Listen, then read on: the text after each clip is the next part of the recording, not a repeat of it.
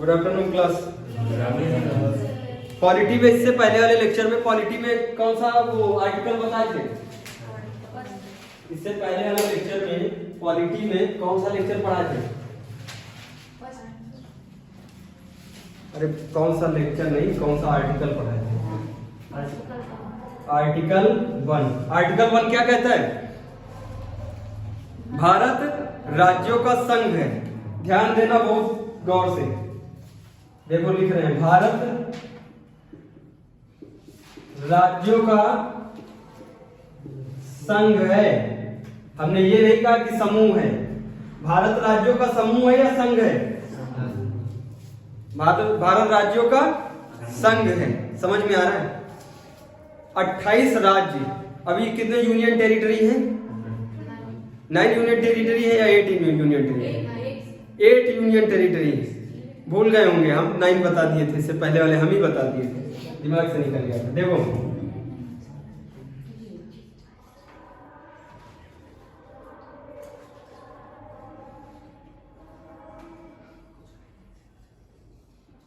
ठीक ठाक बन गया और इधर सब गड़बड़ हो गया। ऐसे मान लो, ठीक है। ये जो इतना बड़ा अखंड भूभाग है, अखंड भूभाग भारत का इतना बड़ा जो भूभाग है, ये कितने राज्यों से मिलके बना है? 28 राज्य। 28 राज्यों से मिलके बना है। 28 राज्यों से मिलके भारत बना है। और ये 28 राज्य इसके क्या हैं? अंग हैं। ये अंग, तुम्हारे शरीर से कोई अंग खत्म हटा दिया जाए, तुम्हारे शरीर से कोई अंग हटा दिया जाए तो इंसान मर जाएगा? नहीं मर जाएगा। अरे भाई दिल हटा दिए और किडनी हटा दिए तो गड़बड़ हो जाएगा। तो इसीलिए ये कहते हैं कि 28 जो राज्य हैं ये भारत से अलग हो सकते हैं? नहीं हो सकते हैं। 28 राज्य, ये राज्य भारत से अलग नहीं हो सकते। इतना क्लियर है? ये इतना सब पढ़ा दिए थे यहां तक। आर्टिकल 1 पूरा पढ़ा दिए थे। समझ में आ रहा है? अब डालो आर्टिकल 2। आर्टिकल 2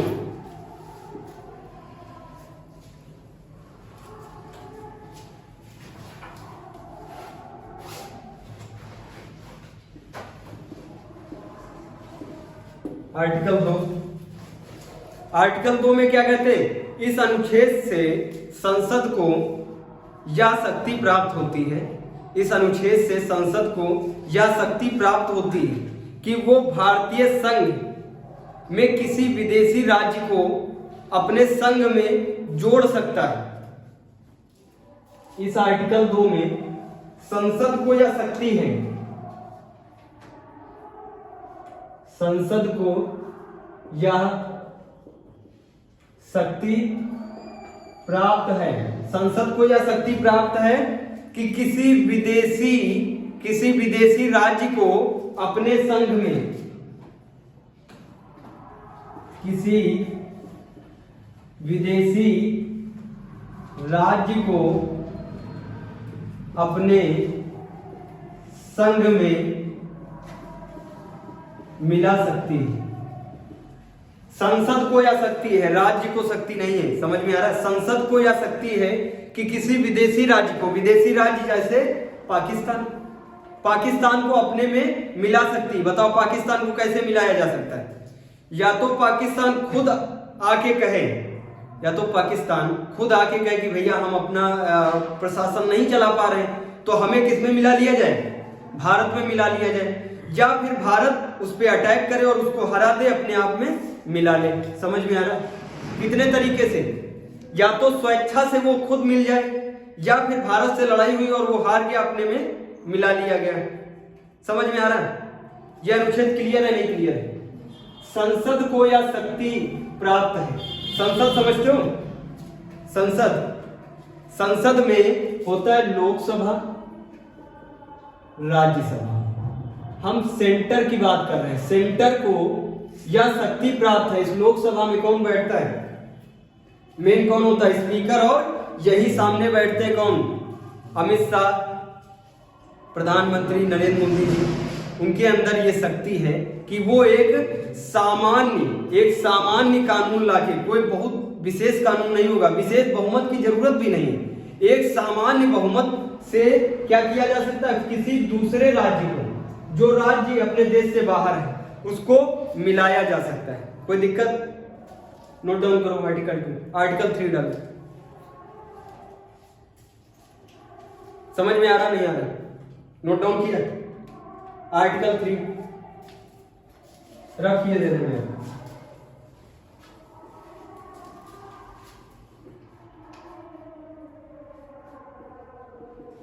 आर्टिकल 3 यह भी संसद को यह शक्ति प्रदान करता है, यह भी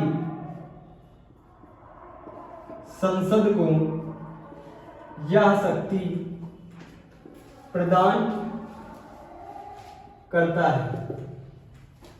यह आर्टिकल भी संसद को यह शक्ति प्रदान करता है कि जो अंदर के राज्य हैं, जो अंदर के 28 राज्य हैं, उन 28 राज्यों का कभी भी संसद क्या कर सकती है, नाम बदल सकती है। क्या कर सकती है? पहला, उनका नाम बदल सकती है। उत्तर प्रदेश को कोई और नाम दे सकती है, नाम बदल सकती है। उनकी सीमा बदल सकती है, सीमा मतलब बॉर्डर, समझ में आ रहा? उनका क्षेत्र बदल सकती है, उनका जो परिक्षेत्र है। मान लो उत्तर प्रदेश सबसे बड़ा राज्य कौन सा है? अरे मान लो ये उत्तर प्रदेश है, और उत्तर प्रदेश को छोटा करना है तो किसके पास पावर है? संसद के पास। ये वाला भाग काट के बना देगा पश्चिम उत्तर प्रदेश, पश्चिम यूपी, और इसको कर देगा पूरब यूपी। समझ में आ रहा? क्लियर हो रहा? दो राज्यों को आपस में जोड़कर राज्य को बड़ा कर सकती है। या फिर मान लो उत्तर प्रदेश है, उत्तर प्रदेश और मध्य प्रदेश को जोड़ दे, उत्तर प्रदेश उत्तराखंड को जोड़ के बड़ा भी क्षेत्र कर सकती है। ये शक्ति किसके पास है? संसद के पास है, कि दो राज्यों को आपस में जोड़ सकती है, दो राज्यों को अलग अलग कर सकती है। ये जैसे दो राज्य, ये एक राज्य है, अब इसमें डिवाइड कर देगी संसद, ये डिवाइड कर देगी। मान लो प्रशासन सही से नहीं चल पा रहा है, उत्तर प्रदेश का प्रशासन सही से नहीं चल पा रहा है, योगी जी सही से उत्तर प्रदेश का शासन नहीं चला पा रहे, कह रहे भैया यहाँ से चिट्ठी लिख के भेजे कि भैया हमारे बस का नहीं है इतना बड़ा उत्तर प्रदेश हम संभाल पाए। तो राज्यपाल वो चिट्ठी किसको भेजेगा? राष्ट्रपति को भेजेगा। राष्ट्रपति किससे बोलेगा? प्रधानमंत्री से बोलेगा, और जो प्रधानमंत्री बोलेगा वही राष्ट्रपति करेगा, क्योंकि इसको रबर स्टैंप कहते हैं। अपने देश का एक कौन रबर स्टैंप है? कठपुतली कौन है? राष्ट्रपति। सारी शक्ति किसमें निहित है? प्रधानमंत्री में। तो प्रधानमंत्री क्या करेगा? इस राज्य को, ये जो उत्तर प्रदेश है, इसको दो भाग में बांट देगा, 20 से डिवाइड कर देगा, एक को पश्चिम उत्तर प्रदेश, एक को पूर्व उत्तर प्रदेश बना देगा, और दो सीएम बना देगा, पश्चिम का सीएम अलग और पूर्व का सीएम अलग। तो प्रशासन सुचारू ढंग से चल सकेगा? नहीं चल सकेगा। समझ में आ रहा है? तो दो राज्यों को आपस में जोड़ सकता है। ये आर्टिकल 3 संसद को यह शक्ति प्रदान करता है कि किसी क्षेत्र की नाम सीमा क्षेत्र को बदल सकता है। कौन? नाम सीमा क्षेत्र को कौन बदल सकता है? संसद को कौन शक्ति देता है? आर्टिकल 3 संसद को यह शक्ति देता है कि वो नाम बदल सकता है। संसद नाम बदल देगी। नाम कैसे बदल देगी? मान लो यूपी नाम है, उत्तर प्रदेश को बदल के कोई सा भी नाम जो उनको अच्छा लगे, ABCD कोई भी नाम उत्तर प्रदेश का दे देगा। कौन? केंद्र को शक्ति कौन प्रदान करता है? आर्टिकल 3। अब मान लो उन्होंने कहा यहाँ पे योगी सरकार ना होती, ये भी बीजेपी के हैं, और सेंटर में भी मोदी जी किसके हैं? बीजेपी के। तो जब दो सेम पार्टी के होते हैं, मतलब राज्य में वही पार्टी और केंद्र में वही पार्टी, तो समन्वय अच्छा रहता है, कोई दिक्कत नहीं होता। अब देखो पश्चिम बंगाल में कौन है? बहन जी, अरे वो डेंजरस ममता जी है ना। ममता जी की मोदी जी से निपटती? नहीं निपटती। अब मान लो मोदी जी ऊपर से खौरिया गए और वहां से भेज दिया कि पश्चिम बंगाल को 2 भाग में बांट दिया जाए, एक जगह और सीएम का चुनाव होगा और ममता जी जाएंगे पूरब वाले में, तो ममता जी बताओ कुछ कर सकती है? ये आर्टिकल पूर्ण शक्ति देता है किसको? केंद्र को। वहां से राष्ट्रपति भेजेगा एक चिट्ठी, पहले पूर्व अनुमति लेनी पड़ती किससे? राष्ट्रपति से। ये काम करने से पहले संसद किससे पूर्व अनुमति लेगा? राष्ट्रपति से। कहेगा हम ममता बनर्जी का राज्य क्या करना चाहते हैं? 2 भागों में बांटना चाहते हैं। तो राष्ट्रपति तो रबर स्टैंप है, जो प्रधानमंत्री कहेगा और उसकी जो काउंसिल कहेगी कार्यपालिका, वही राष्ट्रपति को करना पड़ेगा। उसने कहा ममता जी के एरिया को हमको पश्चिम बंगाल नहीं अच्छा लग रहा, हम उसको कोई और नाम देंगे, है ना, और प्रधानमंत्री ने और डिसाइड कर लिया दूसरा नाम देंगे, तो उनको राष्ट्रपति से पहले पूछना पड़ेगा। पूर्व अनुमति किससे लेनी पड़ेगी? राष्ट्रपति के घर जाएंगे, उनसे कहेंगे हम ये करना चाहते हैं, तब राष्ट्रपति स्टेटमेंट तैयार करेगा, एक स्टेटमेंट बनवाएगा, कहेगा वो स्टेटमेंट हमको लिख के दो, जो राज्य का तुम नाम रखना चाहते हो, जो क्षेत्र बदलना चाहते हो। प्रधानमंत्री से क्या मांगेगा? एक लिफाफा मांगेगा, वो लिफाफा लिख के और कार्यपालिका के सिग्नेचर करवा के किसको देंगे? राष्ट्रपति को। राष्ट्रपति ये लिफाफा किधर भेज देगा? पश्चिम बंगाल भेजेगा ममता जी के पास कि केंद्र से आया है कि अब तुम्हारा राज्य का नाम बदलेगा। लेकिन इसमें ममता जी सिर्फ उस लिफाफे को पढ़ सकती है, कोई शक्ति उनके पास नहीं है। वो हाँ करें ना करें कोई दिक्कत नहीं। मान लो उन्होंने ना कर दिया, लिफाफे का जवाब ही नहीं दिया, अगर लिफाफे का जवाब नहीं दिया तो 14 दिन बाद वो ऑटोमेटिक मान लिया जाएगा कि हाँ है या ना है, तो लागू कर दो, कोई दिक्कत नहीं। उनके हाँ ना से सिर्फ उनको भेजा जाता है। एक मान लो एक काम है कि हाँ वो भेज के जाना जाएगा कि उनकी इच्छा है कि नहीं। उनकी इच्छा हो या ना हो कोई दिक्कत नहीं, उनकी इच्छा हो ना हो कोई फर्क नहीं पड़ता। 14 दिन के बाद ये लिफाफा ऑटोमेटिक क्या लागू हो जाएगा, ये क्या हो जाएगा? लागू हो जाएगा और राज्य 2 भागों में बढ़ जाएगा। समझ में आ रहा है? तो बताओ ये आर्टिकल जो आर्टिकल 3 है, ये पूर्ण शक्ति किसको प्रदान करता है? केंद्र को प्रदान कर रहा, नहीं कर रहा है। तो बताओ केंद्र की तरफ झुकाव है नहीं? हम अपने देश को क्या कहते हैं? संघीय कहते हैं, फेडरल सिस्टम है। अपने वहां क्या अपनाते हैं? अरे बड़े गर्व से क्या कहते हैं? हम भी फेडरल सिस्टम अपनाते हैं। फेडरल सिस्टम का मतलब समझते हो? जितना पावर राज्य को होगा उतना ही पावर केंद्र को होगा। अमेरिका में फेडरल सिस्टम है। अमेरिका में क्या है? फेडरल सिस्टम है। अगर अमेरिका में उनको राज्य का नाम चेंज करना है, इस राज्य का नाम चेंज करना है, तो उनसे अनुमति लेनी पड़ेगी। किससे? अमेरिका के राज्य से लेनी पड़ेगी। मान लो अमेरिका के राज्य ने कह दिया हमको नहीं चेंज करवाना अपना नाम, तो वो चेंज हो पाएगा? नहीं चेंज होगा। लेकिन भारत में नाम क्या दिया जाता है? Federal system, federal system. लेकिन झुकाव किसकी तरफ है? यूनिटरी सिस्टम की तरफ। यूनिटरी सिस्टम, यूनिटरी सिस्टम का मतलब समझते हो? एकात्मक व्यवस्था। अपने वहां फेडरल कहे के कौन सी व्यवस्था लागू है? एकात्मक। समझ में आ रहा है? अगर एग्जाम में आ जाए कि कौन सा आर्टिकल है जो एकात्मक की तरफ झुकाव रखता है, देखो ये आर्टिकल है नहीं, आर्टिकल 2 है नहीं है, बताओ एकात्मक की तरफ झुकाव रखता है, तो बताओ कि आर्टिकल 2 नहीं है एकात्मक की तरफ झुकाव रखने वाला। उसमें भी तो केंद्र को पावर है, केंद्र को पावर है कि वो दूसरे राज्य को अपने में मिलाएगा। राज्य को क्या पावर है? वो अपने आप में मिला लेगा। राज्य क्या ये उत्तर प्रदेश पाकिस्तान पे अटैक कर दे और उत्तर प्रदेश में पाकिस्तान को मिला ले? ऐसा हो सकता है? नहीं हो सकता। तो बताओ आर्टिकल 2 भी तो झुकाव रखता है, नहीं रखता है? समझ में आया नहीं आया? ये पूरा समझ में आया। राष्ट्रपति से पूर्वानुमति लेनी पड़ेगी। आर्टिकल 3 बहुत इंपॉर्टेंट है। आर्टिकल 3 इसमें संसद को यह शक्ति प्रदान करता है।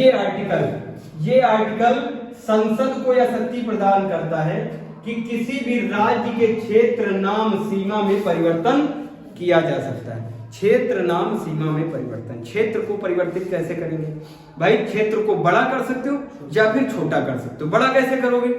उत्तर प्रदेश है तो उसके बगल वाला राज्य थोड़ा काट छाट के उसमें जोड़ दो, तो क्या हो जाएगा? और भाई उत्तर प्रदेश बड़ा हो जाएगा। उत्तर प्रदेश बहुत बड़ा है, जनसंख्या सबसे ज्यादा है। उत्तर प्रदेश बड़ा है मतलब बड़का बड़ा है, लेकिन जनसंख्या बहुत ज्यादा है। उत्तर प्रदेश में सबसे ज्यादा जनसंख्या वाला राज्य कौन सा है? उत्तर प्रदेश, अरे 21 करोड़ जनसंख्या है यहाँ की, लगभग इस बार जनगणना होने तो 21 करोड़ निकलेगी जनसंख्या। यहाँ ऐसे ऐसे घर हैं जहाँ पे पूरी टीम फुटबॉल भी निकल जाएगी, उसमें फुटबॉल के भी निकलेंगे और क्रिकेट के भी निकलेंगे, सब एक ही घर से निकलेंगे। बहुत ज्यादा जनसंख्या उत्तर प्रदेश की। तो उत्तर प्रदेश की इतनी बड़ी जनसंख्या है और यहाँ पे मान लो कि बीजेपी गवर्नमेंट ना होती, यहाँ पे अखिलेश यादव होते तो क्या अखिलेश यादव की और वो बीजेपी गवर्नमेंट जो सेंटर में मोदी जी बैठे हैं उनकी निपटती? नहीं निपटती। वो यहाँ से कुछ गड़बड़ करते हैं। हमेशा विपक्ष का जो दल होता है वो एक दूसरे का क्या करता है, आलोचना करता है। अगर मोदी जी कुछ कर देंगे और वो मान लो किसी का नाम ले लिए तो कहेगा ले उसका नाम ले लिया, बहुत गड़बड़ आदमी है। विपक्ष का यही काम है कि वो उनके क्या करेगा, उनके फांस निकालता रहता है, उनके कामों में उसका काम ही होता है। लेकिन विपक्ष भी होना जरूरी है। लोकतंत्र में अगर विपक्ष नहीं हुआ तो नकारात्मक सरकार, अरे जिसको कहते हैं निरंकुश सरकार आ जाएगी। अब सोचो कोई तुमको बुरा भला कहने वाला हो ही ना दुनिया में, तो बताओ तुम अपने आप को क्या समझोगे, सर्वशक्तिमान समझोगे? नहीं समझोगे। अब मान लो मोदी जी को कोई नीचे से बुरा भला कहने वाला ही नहीं, तो मोदी जी क्या समझेंगे, हम ही है ब्रह्मा, समझेंगे? नहीं समझेंगे। अब अगर मोदी जी कोई काम करते हैं तो जानते हैं कि नीचे से चचा सब बैठे हैं, कौन, राहुल, अखिलेश, ये सब बैठे हुए, ममता जी, वो सब क्या करते हैं, उनकी एक एक कमियां, उनका काम क्या है, वो पूरे 24 घंटे में केंद्र की कमियों को निकालते हैं। और जब कमियां न्यूज के सामने लाओगे तो फिर क्या होगी, सरकार गिरेगी, गिरने के चांस आ जाएंगे। भैया विपक्ष भी जरूरी है लोकतंत्र में। और जब विपक्ष वो जानते हैं कि हमको कोई देख रहा है, अभी तुमसे कहा जाए तुमको सीधे चलना है रास्ते पे और कोई ना देख रहा हो, तुम सीधे चलो, चाहे ऐसे ऐसे चलो, कोई देख ही नहीं रहा तो क्या दिक्कत है। मान लो कोई तुमको देख रहा है तो तुमको सीधे चलना पड़ेगा, ऐसे सीधे चलोगे एकदम स्ट्रेट। इसीलिए सरकार डर में रहती है। जो भी सरकार आएगी अगर विपक्ष है अपने में, वो एक डर बनाए रहता है सरकार में। तो वो सरकार जानती है अगर कुछ गड़बड़ हो गया तो विपक्ष वाला भी मुद्दा उठा देगा। तो विपक्ष भी अच्छा है, लेकिन विपक्ष मतलब भर का हर जगह पे बहुत विपक्ष वालों को कूद, अरे भाई जो राष्ट्र के हित के लिए काम है, अब जो अपने राष्ट्र के हित के लिए काम है उसमें तो नहीं राजनीति करनी चाहिए। अब कोई पाकिस्तान वाले ने फौजी को मार दिया, अब वो बोल रहे नहीं मोदी जी ने मरवा दिया, ये सब बहुत गलत काम, ऐसा विपक्ष को नहीं करना चाहिए। हाँ कोई काम कर रहे हैं उसमें निकालो, फांस निकालो, वो अच्छी बात है, लेकिन कोई देश के लिए काम किया जा रहा है उसमें नहीं निकालना चाहिए। विपक्ष भी अच्छा है। आर्टिकल 3 समझ में आया? आर्टिकल 3 संसद को यह शक्ति प्रदान करता है, आर्टिकल 3 संसद को यह शक्ति प्रदान करता है कि वो अपने राज्य में, अपने राज्यों जो अंदर के राज्य हैं, अंदर 28 राज्य, उसमें नाम, सीमा, क्षेत्र में परिवर्तन कर सकता है। समझ में आया यहां तक? लेकिन परिवर्तन करने से पहले प्रधानमंत्री और उनकी कार्यपालिका को पूर्वानुमति किससे लेनी पड़ेगी? राष्ट्रपति से पूर्वानुमति लेनी पड़ेगी। राष्ट्रपति गुड्डा होता है और कोई मतलब का नहीं, वो जो प्रधानमंत्री बोलते हैं वही उसको करना होता है। अब प्रधानमंत्री ने सोच लिया भैया नाम चेंज होगा तो फिर चेंज ही होगा। राष्ट्रपति से सिर्फ एक मतलब वो कहेंगे मात्र, और सुबह वो जो लिफाफा है वो इनवलप वो जारी हो जाएगा, जारी होकर वो पहुंच जाएगा ममता जी के पास, कहेंगे कि केंद्र से नोटिस आ चुकी है कि इस राज्य को 2 भागों में बांटा जाएगा। तो बताओ केंद्र के पास ज्यादा शक्ति है? नहीं। राज्य बताओ किसी राज्य को बांट सकता है? नहीं बांट सकता है, लेकिन केंद्र राज्य को बांट सकता है। इसीलिए अपने भारत को अविभाजित केंद्र का, इसीलिए भारत को क्या कहते हैं? अविभाजित केंद्र का, अविभाजित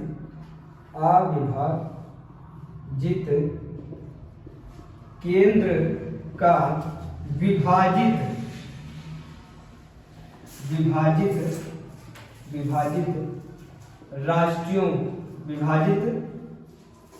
राज्यों का राष्ट्र है। इसका मतलब समझ रहे हो? अविभाजित जिसमें विभाजन ना किया जा सके। बताओ केंद्र में कोई है किसी के दम, किसी राज्य के अंदर पावर है जो केंद्र को बदल दे? नहीं दम है। तो मतलब अविभाजित केंद्र का विभाजित राज्यों का राष्ट्र है। विभाजित राज्यों का राष्ट्र है, केंद्र के अंदर दम है कि वो राज्य में विभाजन कर सकता है। समझ में आया? लेकिन यही अगर मुद्दा, यही जो स्टेटमेंट है, यही अमेरिका पे रखो तो क्या होगा? अविभाजित केंद्र का अविभाजित राज्यों का राष्ट्र, ना वहां केंद्र विभाजित हो सकता है और ना राष्ट्र विभाजित हो सकता है। समझ में आ गया? आर्टिकल 4 पे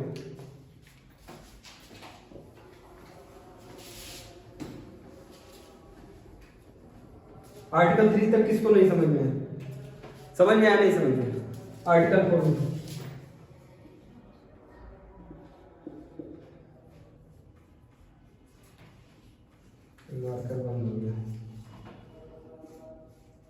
आर्टिकल 4 लिखो। यह बताता है कि संसद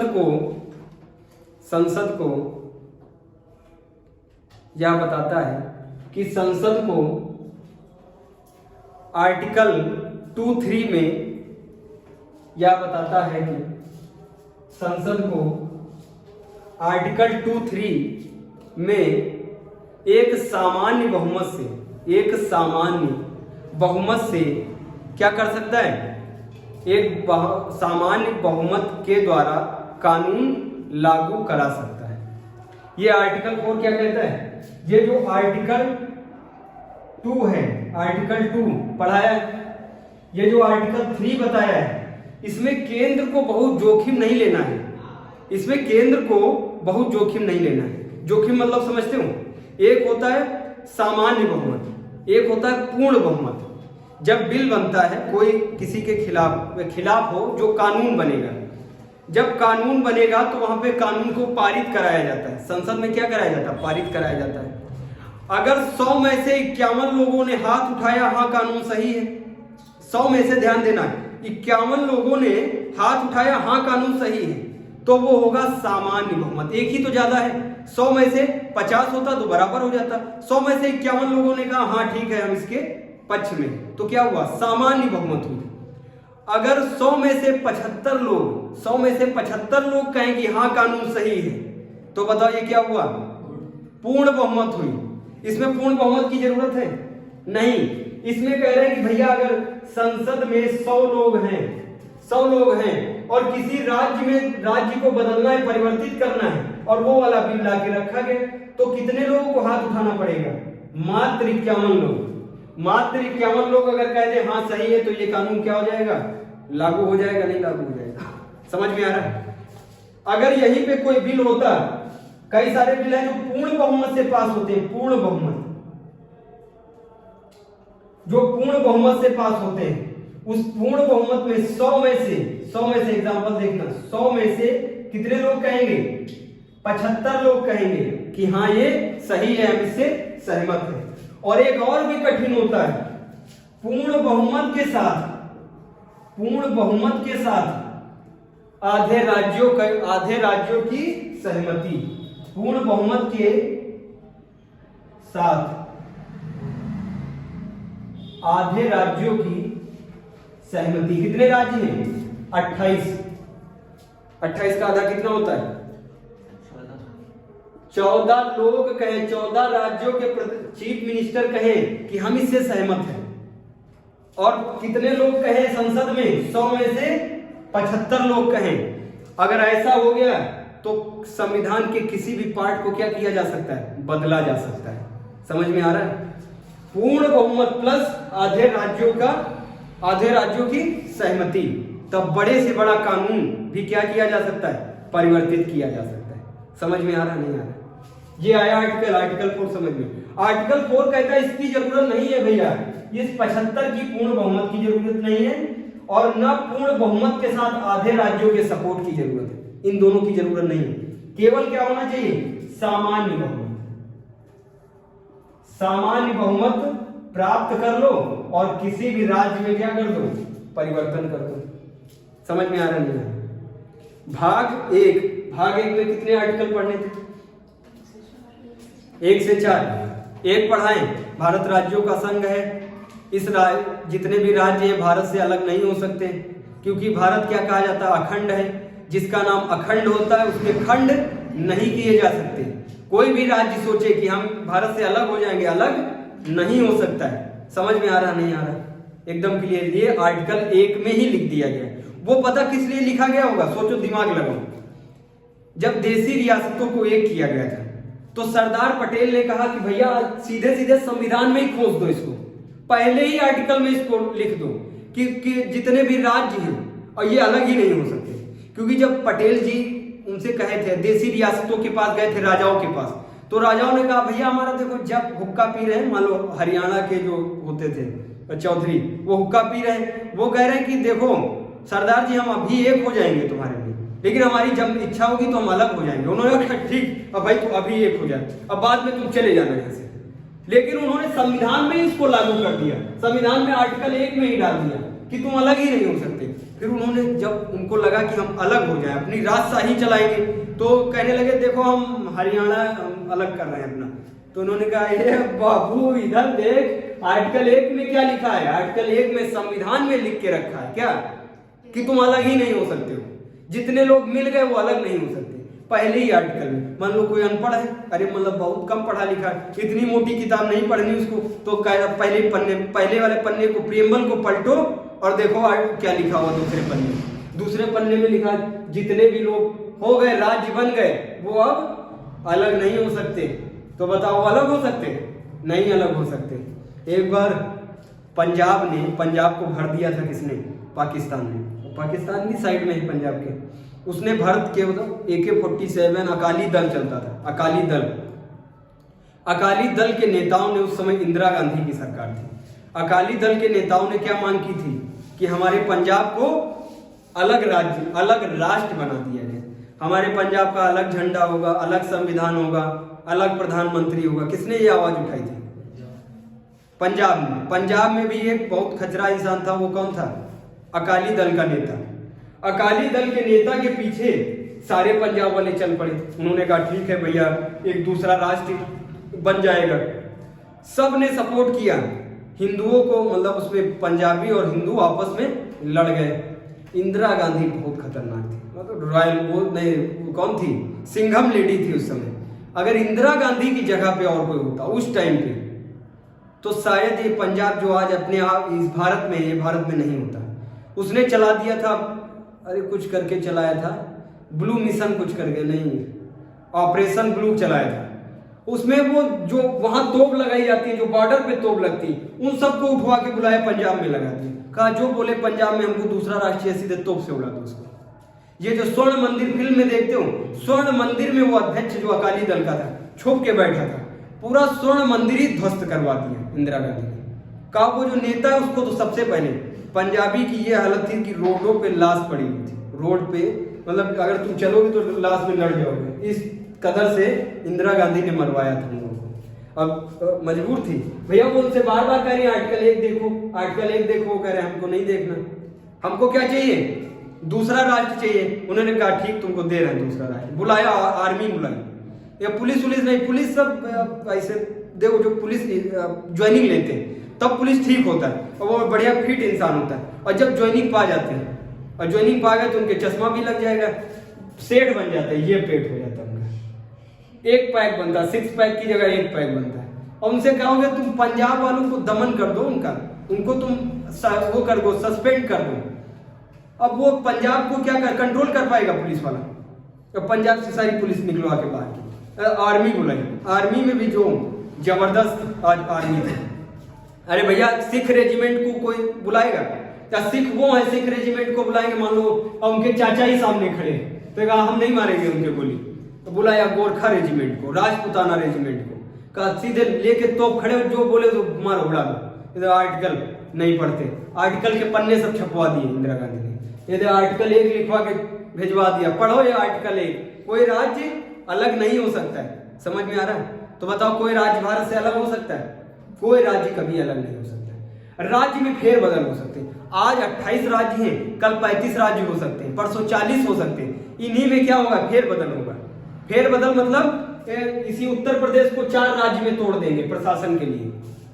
उन्होंने साफ साफ, जब ये संविधान निर्माता संविधान लिख रहे थे, उन्होंने साफ साफ इसमें बताया है आर्टिकल में कि भैया हम इसलिए राज्य बना रहे हैं, इसलिए हम इतने राज्य बना रहे हैं ताकि ये जो प्रशासन है, एडमिनिस्ट्रेशन है, वो सुचारू रूप से चल सके।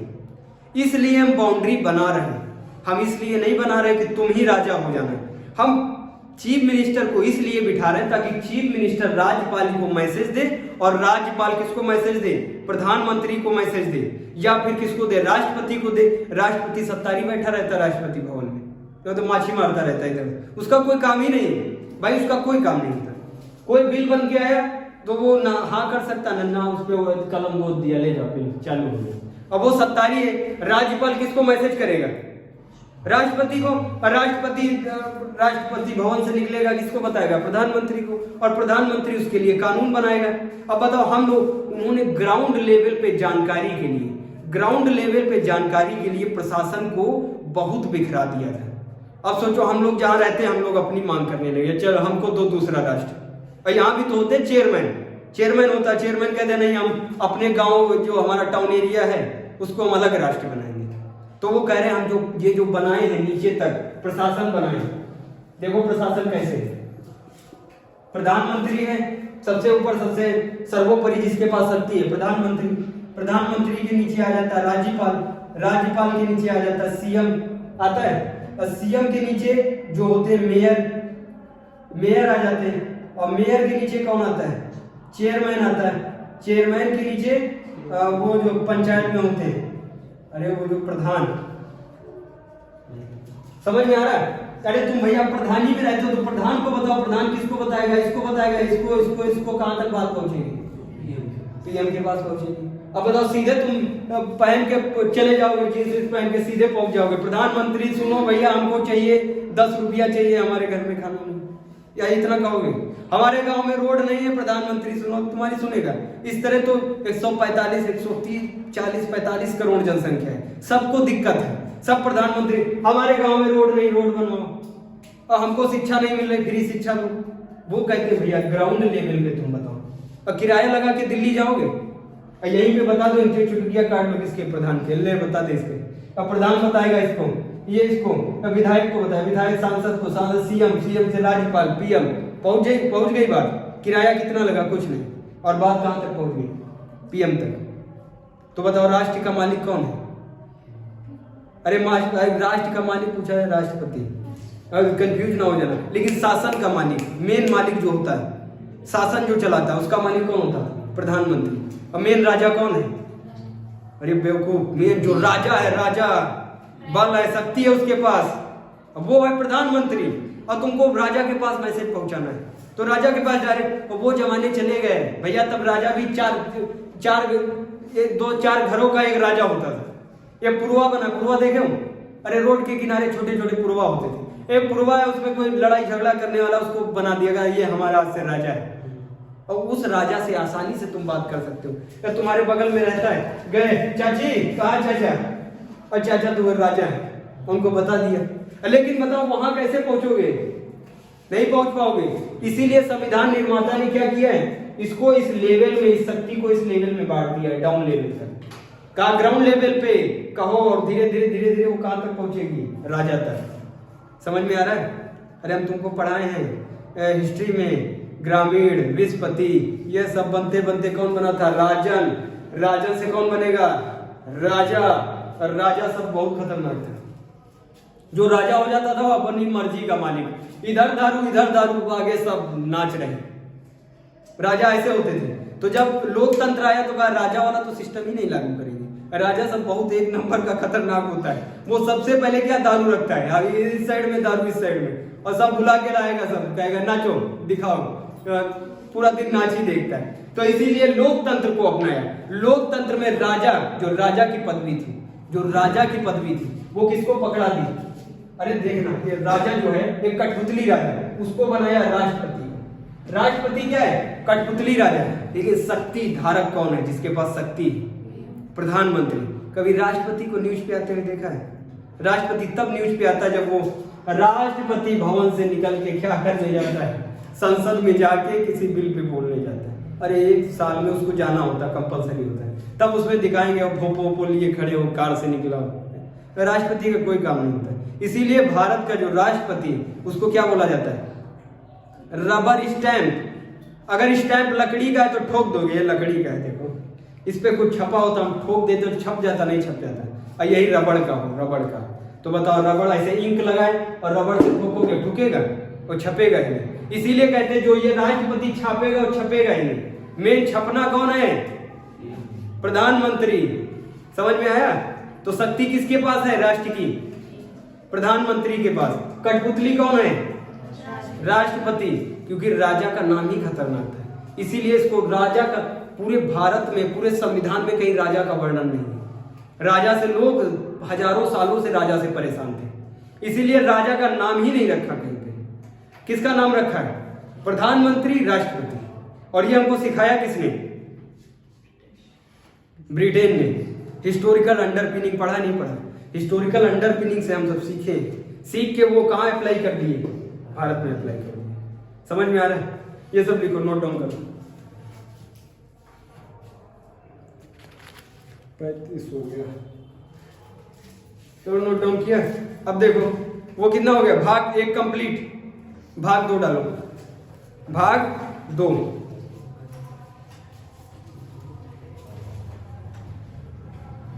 भाग 2 में आर्टिकल है 5 से लेकर 11 तक।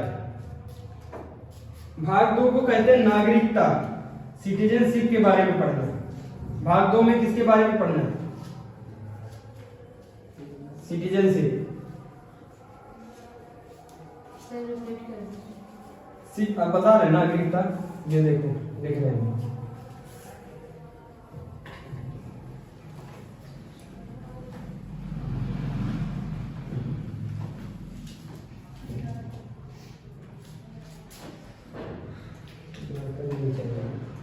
ब्लैक मार्कर नहीं चल रहा है, नीले वाले से लिखेंगे।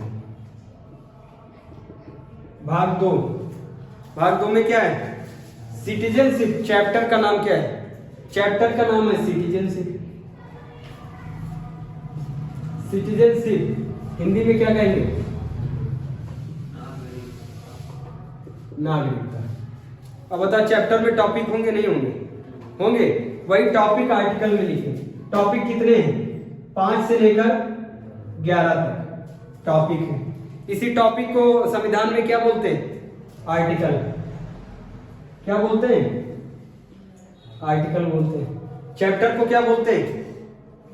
भाग बोलते हैं। भाग कौन सा? चैप्टर कौन सा? दूसरा।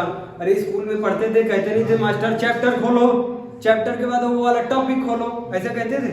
ये तो कोई गंजा होता था। मास्टर भी एक से एक खतरनाक होते, इतने इतने मोटे।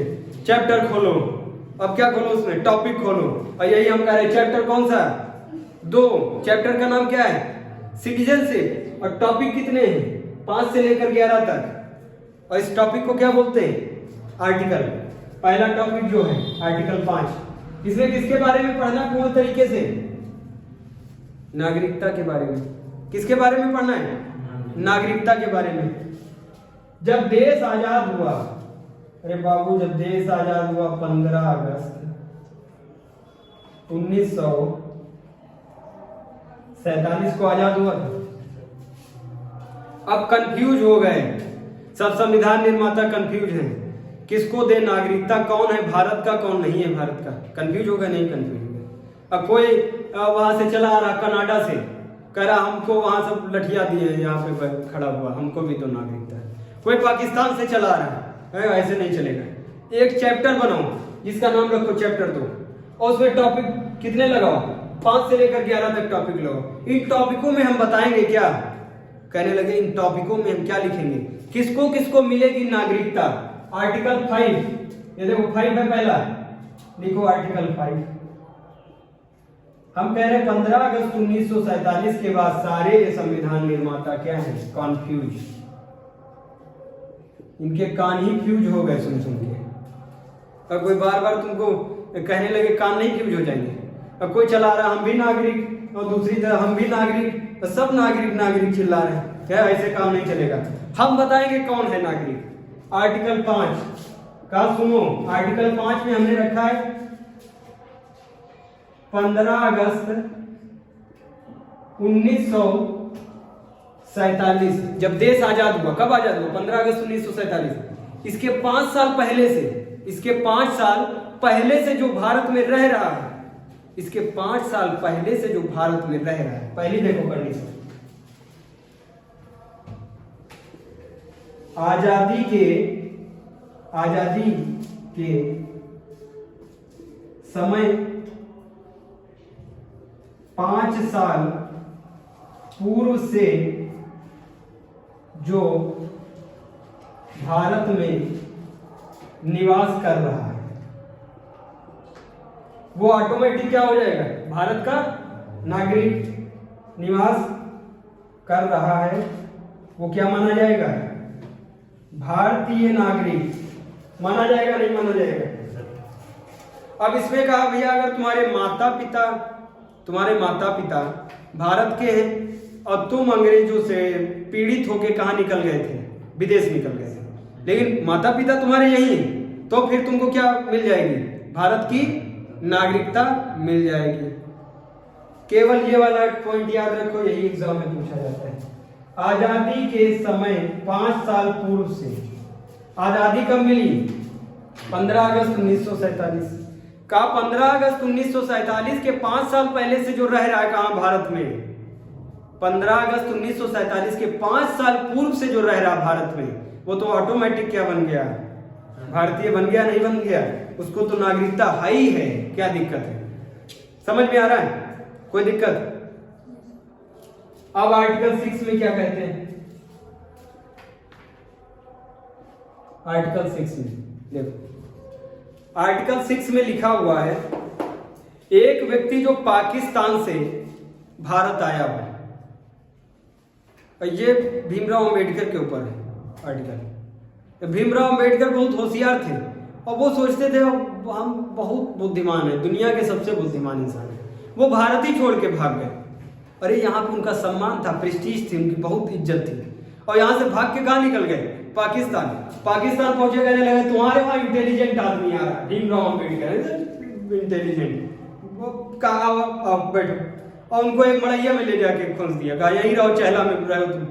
और वहां से वो फिर से भाग के कहाँ आए? भारत भाग के। तब भारतीयों ने कहा आप तुमको क्या करना पड़ेगा, 6 महीने इधर रहो और एक नागरिकता का फॉर्म भरो, तब तुमको नागरिकता देंगे। समझ में आया नहीं है? अब देखो ध्यान से सुनना, आर्टिकल 6 क्या कहता है? अगर कोई व्यक्ति पाकिस्तान से भारत आ रहा है, समझ में आ रहा है? पाकिस्तान चला गया था, उसने सोचा वहां लल्ले रखी, कहां पे? पाकिस्तान में। अब वो भाई भारत बहुत बड़ा है, यहाँ कोई किसी का बाप नहीं है, यहाँ सब लोकतांत्रिक व्यवस्था है। वो सोचने लगे, कुछ लोग ऐसे ही फर्जी वाले में चले गए थे, अब बहुत हिंदू भी माइग्रेट कर गए, कहाँ? पाकिस्तान भाग गए कि वहां पे हम जाएंगे तो हमको ताज मिल जाएगा, वहां पे हमको संसद में बिठाया जाएगा। अब पाकिस्तान पूरी दुनिया में सबसे खतरनाक देश पाकिस्तान है। अब वो देखते हो टेररिस्ट, एक नंबर का टेररिस्ट है। अब वहां पे जो है नेता, जो सबसे बड़ा नेता, उसकी भी नहीं चलती। वहां इतने छोटे जो हैं, इतने बच्चे, अब वो भी वो AK-47 लेके चलते नहीं चलते। वहां पे आटा नहीं मिलेगा तुमको डब्बे में, वहां तुमको मिलेगी पिस्टल और राइफल मिलेगी। समझ में आ रहा है? तो वहां की तो व्यवस्था ही गड़बड़ है। ये सब कहा, कुछ लोग जो पाकिस्तान चले गए थे और फिर कहां पे आए? भारत में आए। तो भारत में ऐसे ही तुरंत एंट्री हो जाएगी। इनके माता पिता भारत में हैं, वो जानते हैं पाकिस्तान बहुत एक नंबर का खतरनाक है, लेकिन बच्चे को क्या लग रहा था कि हम बनेंगे वहां जाके ब्रह्मा, वहां जाएंगे हम इंटेलिजेंट है, बन जाएंगे कुछ। अब वहां भाग गए, वहां पे पीट पाट दिए गए, पीट पाट के फिर कहां भाग के आए? भारत भाग के। तब उनके माता पिता ने कहा कि कुछ मिला तुमको? कहने लगे हाँ मिल गया, अब यहां से कभी नहीं जाएंगे। कहेंगे नहीं कहेंगे? तो उनसे भारतीयों ने कहा, मतलब जो संविधान निर्माता थे, उन्होंने कहा भैया जो छोड़ के गया है भारत अपनी मर्जी से, और उसके माता पिता यही है, भारत में ही, लेकिन वो अपनी मर्जी से कहां चला गया था? पाकिस्तान। लेकिन पाकिस्तान में उसका व्यवस्था कुछ नहीं बन पा रही, और फिर कहां लौटना चाहता है? भारत लौटना चाहता है। तो उसको नागरिकता मिलेगी नहीं मिलेगी बताओ? लेकिन एक कंडीशन है, उसको 6 महीने कहां रहना पड़ेगा? भारत में निवास करना पड़ेगा, अस्थायी निवास। मतलब तुम अभी भारत के नागरिक नहीं हो, अभी 6 महीने तक तुम भारत के नागरिक नहीं हो, 6 महीने के बाद तुमको एक नागरिकता बिल आएगा, नागरिकता बिल केंद्र सरकार से। वहां तुम भरोगे बाबू 6 महीना हो गया, दादी दादा पिताजी माताजी यहीं पे हैं और हम गलती से चले गए थे कहाँ, पाकिस्तान, वहां झेल गए, अब वापिस आए, 6 महीने कंप्लीट हो गए, 6 महीने हम यहाँ पे रह चुके, 6 महीने 2 दिन हो गए। अब नागरिकता बिल भरो, नागरिकता जो आता है वो होगा कुछ चिट्ठी होगी, उसको फिल करो, उसके बाद तुमको क्या मिल जाएगी, नागरिकता। समझ में आया? आर्टिकल 6। अब क्लास यहीं तक और इसके आगे पढ़ाएंगे कल आर्टिकल 7, 8, 9, 10, 11 सब, फिर फंडामेंटल राइट नोट डाउन करना।